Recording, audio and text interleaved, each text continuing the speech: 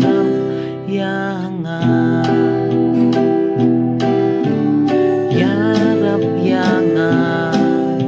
ngadon kam e yamim klem ni Jisu ngatips kem ngamla yarap yangan ngadon kam e yamim klem ni Jisu ngatips kem ngamla tra Jisu rapnan shania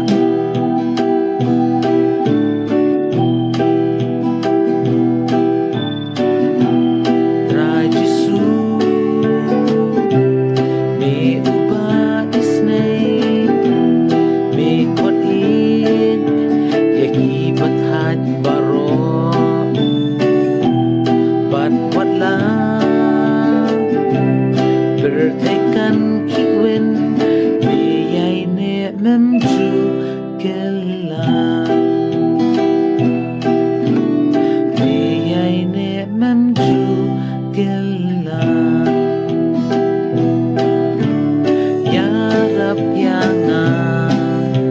ngadon kam e yamin klem ni Jisu